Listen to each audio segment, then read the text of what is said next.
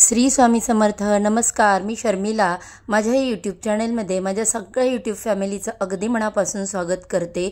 आजचा दिवस तुम्हाला खूप छान जावो ही स्वामींच्या चरणी प्रार्थना करते आणि आपल्या आजच्या नवीन व्हिडिओला सुरुवात करते. आज आहे 3 ऑक्टोबर, वार शुक्रवार, आणि आज आलेली आहे अश्विन महिन्यातील शुक्ल पक्षातील पाशांकुश एकादशी. पाशांकुश एकादशीचे व्रत हिंदू धर्मात खूप महत्त्वाचे मानले जाते. हे व्रत अश्विन महिन्याच्या शुक्ल पक्षाच्या एकादशी तिथीला पाळले जाते आणि ते भगवान विष्णूंना समर्पित आहे. पादांकुश म्हणजे पापांवर नियंत्रण ठेवणारा लगाम असे मानले जाते की योग्य विधींनी हे व्रत पाळल्याने व्यक्तीने सर्व संचित पाप जे असतात ते नष्ट होतात आणि त्यांना मोक्ष मिळतो. पाशांकुश एकादशीचे व्रत योग्य विधीसह केल्याने सर्व संचित पापांचा नाश होतो आणि मोक्ष मिळतो. आज 3 ऑक्टोबरला पाशांकुश एकादशीचा भगवान विष्णूंची पूजा करण्याचा मुहूर्त आहे. 11:46 सुरू होईल ते दुपारी 12:34 संपेल. या शुभवेळी भगवान विष्णूंची पूजा केल्याने पापांचा नाश होतो आणि पुण्य वाढते. शिवाय भगवान विष्णूंचे अनंत आशीर्वाद मिळतात. एकादशीला ब्रह्ममुहूर्तावर उठून स्नान करावे. स्वच्छ कपडे घालून तुमच्या देवघरात भगवान विष्णू किंवा बाळकृष्णांची मूर्ती तर प्रत्येकाच्या घरामध्ये असतेच, तर बाळकृष्णांच्या मूर्तीला पंचामृताने अभिषेक करा. भगवान विष्णूंना पिवळी फुले अत्यंत प्रिय आहेत, त्यामुळे भगवान विष्णूंना म्हणजेच आपल्या देवघरातील बाळकृष्णांना पिवळी फुले, विशेषतः झेंडू, पारिजाता आणि जे हिरासिंगार फुले यापैकी कोणतीही फुले अर्पण करा. शिवाय तुळशीची पाने आवश्यक अर्पण करा. नंतर धूप, दीप, चंदन आणि नैवेद्य अर्पण करा. भगवान विष्णूंचा मंत्र ओम नमो भगवते वासुदेवाय नमः या मंत्राचा जप करा किंवा विष्णू सहस्त्रनामाचा पाठ करा.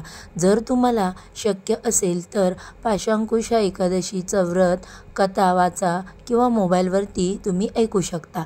शक्य असल्यास रात्री जागे राहून स्तोत्र किंवा कीर्तने, भजन, भगवान यांच्या ध्यानात आणि मंत्राचा जप करा. जो भक्त हे व्रत भक्तीने करतो तो स्वर्ग प्राप्त करतो आणि मोक्ष प्राप्त करतो. जन्म आणि मृत्यूच्या चक्रातून स्वतःला मुक्त करतो. हे व्रत केवळ आध्यात्मिक लाभच देत नाही तर व्यक्तीच्या जीवनात आनंद आणि समृद्धी देखील आणतं. त्यांना चांगले आरोग्य आणि दीर्घायुष्य प्रदान करतं. असं मानलं जातं की हे व्रत पाळल्याने विभक्त झालेले लोक पुन्हा एकत्र येतात, त्यामुळे नात्यांमध्ये प्रेम आणि गोडवा वाढतो.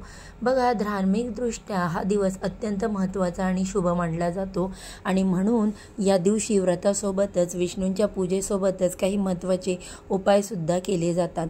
तर आज या व्हिडिओमध्ये मी एक अत्यंत प्रभावी असा उपाय तुम्हाला सांगणार आहे. तर तो उपाय तुम्हाला बघा, आज पाशांकुश एकादशीला तुम्ही व्रत नाही केले तरीही चालेल, परंतु संध्याकाळी कापरासोबत तुम्हाला एक वस्तू जाळायची आहे. ही वस्तू जाळल्याने घरातील भांडणं, पितृदोष, वास्तुदोष, नजरबाधा नष्ट होऊन कुटुंबाची, मुलांची, पतीची अगदी भरभरून अशी प्रगती होते. घरामध्ये अखंड लक्ष्मी नांदते. तर अशी कोणती गोष्ट आपल्याला जाळायची आहे, कोणत्या वेळेमध्ये जाळायची आहे, त्यानंतर या वस्तूचं काय करायचं, अशी संपूर्ण माहिती आपण या आजच्या व्हिडिओमध्ये पाहणार आहोत. त्यामुळे तुम्ही व्हिडिओ शेवटपर्यंत पहा. चॅनलवरती पहिल्यांदा नवीन आला असाल तर माझ्या चॅनलला सबस्क्राईब करायला विसरू नका. तसेच व्हिडिओ आवडला तर व्हिडिओला लाईक करा आणि कमेंटमध्ये ओम नमो भगवते वासुदेवाय नमः किंवा श्रीहरी विष्णू हे लिहायला विसरू नका. तर बघा, कापूर हे शुद्धीकरण आणि शुद्धतेचे प्रतीक मानले जाते. घरात कापूर जाळल्याने घरातील नकारात्मक ऊर्जा ही दूर होते. कापुराचा जो धूर हा विशेष करून दैवी आणि शुद्ध मानला जातो, जो पूजास्थानाला पवित्र आणि सकारात्मक ऊर्जेने भरत असतो. असे पाहायला गेले तर बघा, कापूर हा दररोज आपल्या घरामध्ये जाळावा, परंतु विशेष तिथीवरती आपण जर कापुरासोबत काही गोष्टी जाळल्या तर काही दिवसांचं महत्त्व जे आहे ते आपल्याला किंवा त्याचं पुण्य अधिक पटीने मिळतं. त्यामुळे आपल्या घरातील अनेक अडचणी या दूर होत असतात. तर बघा, शास्त्रात असं म्हटलं जातं की विशेष तिथीवरती कापूर जाळल्याने अक्षय पुण्याची प्राप्ती होते. यामुळे घरामध्ये पितृदोष किंवा इतर प्रकारच्या दोषांचा प्रवाह राहत नाही. ही वस्तू घरात जाळल्याने घरातील वादविवाद थांबून आनंदाचे वातावरण निर्माण होतं. तसंच घरात कापूर जाळल्याने घरातील पितृदोषही कमी होत असतो. तसेच बाहेरील नकारात्मक ऊर्जा ही आपल्या घरामध्ये प्रवेश करत नाही. आपल्या कुटुंबात आपल्या घराचं वाईट नजरेपासून संरक्षण होत असतं। घरातील लहान मुलं सतत चिडचिड करत असतील तर घरात कापूर जाळणे अत्यंत शुभ मानले जाते। म्हणूनच जर तुमच्या घरामध्ये सतत वाद विवाद क्लेश भांडणं होत असतील, मग ही भांडणं नवरा बायकोची असतील, वडील मुलांची असतील किंवा मग घरामध्ये इतर सदस्यांची असतील, घरामध्ये एकोपा नसेल, तसेच घरामध्ये लक्ष्मी स्थिर नसेल, आलेला पैसा हा कोणत्या ना कोणत्या कारणातून निघून जात असेल घरामधून, तर बघा घरामध्ये सतत आजारपण किंवा काय घरामध्ये मुलांची प्रगती होत नसेल, आपल्या कुटुंबाची पतीची प्रगती होत नसेल, पतीला नोकरीमध्ये व्यवसायामध्ये यश मिळत नसेल, तर बघा तसेच घरामध्ये कोणते शुभ कार्य निर्विघ्नपणे पार पडत नसेल, तर हा एक उपाय तुम्ही आज नक्की करा। हा उपाय केल्याने तुमच्या घरातील भांडणं, पितृदोष, वास्तुदोष नष्ट होईल, तसेच नजरबाधा नष्ट होईल, कुटुंबाची मुलांची भरभरून अशी प्रगती होईल।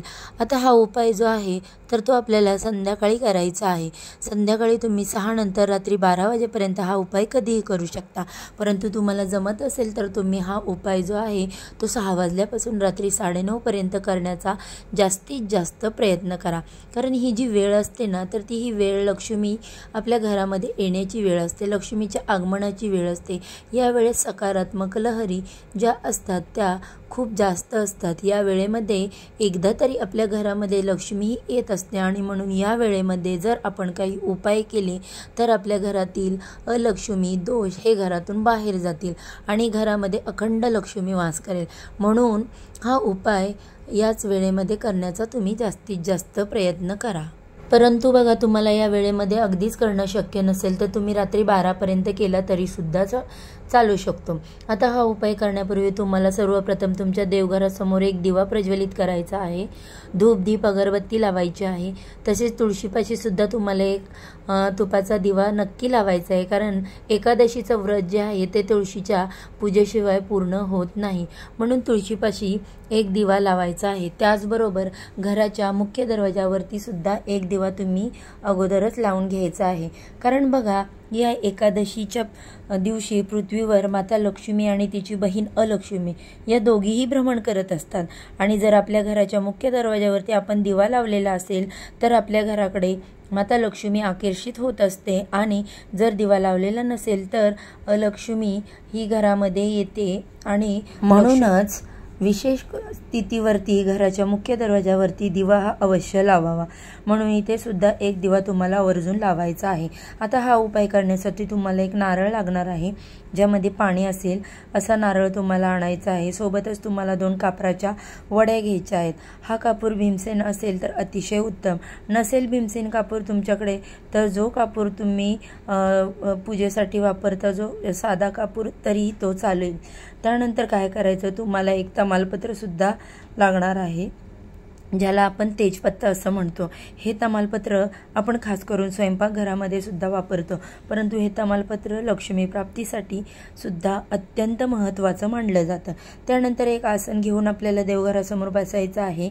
एक प्लेट घ्यायची आहे, प्लेटमध्ये तुम्हाला तो नारळ ठेवायचा आहे आणि नारळ ठेवताना नारळाची शेंडी ही आहे ती देवाकडे असायला हवी, अशा पद्धतीने प्लेटमध्ये तुम्हाला हा नारळ ठेवायचा आहे। त्यानंतर तुम्हाला या नारळावरती 2 कापराच्या वड्या ठेवायच्या आहेत आणि हा कापूर तुम्हाला प्रज्वलित करायचा आहे।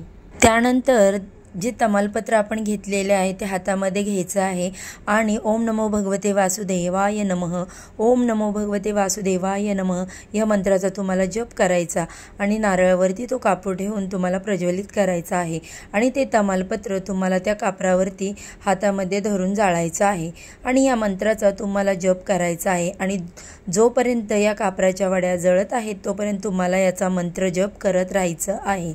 पहा, नारळामध्ये नकारात्मकता शोषून घेण्याची सगळ्यात जास्त शक्ती असते आणि हा मंत्र जेव्हा आपण म्हणतो तेव्हा कापूर आपल्या हातामधील तमालपत्र जेव्हा जळते तेव्हा घरातील नकारात्मक जी शक्ती आहे ती त्यामध्ये शोषून घेतली जाते नारळामध्ये। जेव्हा आपण या कापुरासोबत तमालपत्र जाळतो तेव्हा माता लक्ष्मी ही आपल्या घराकडे आकर्षित होते आणि आपल्या कुटुंबाची प्रगती व्हायला सुरुवात होते। आता हा उपाय करून झाला की नारळ रात्रभर तेथेच तुमच्या देवघरासमोर ठेवायचा आहे।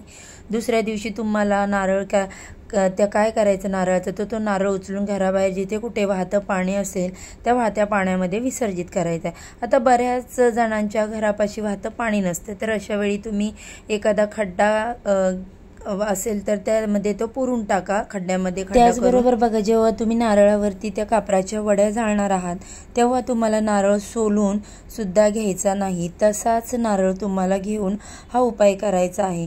तर नक्की करा हा उपाय। हा उपाय केल्याने तुमच्या घरामध्ये तुम्हाला स्वतःला अनेक बदल दिसतील।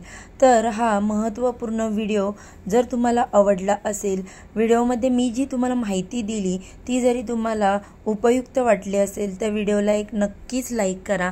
तरी अत्यंत महत्त्वपूर्ण माहिती मला तुमच्यापर्यंत पोचवायची होती, ती आवडली असेल तर तुमचे मित्रपरिवार आणि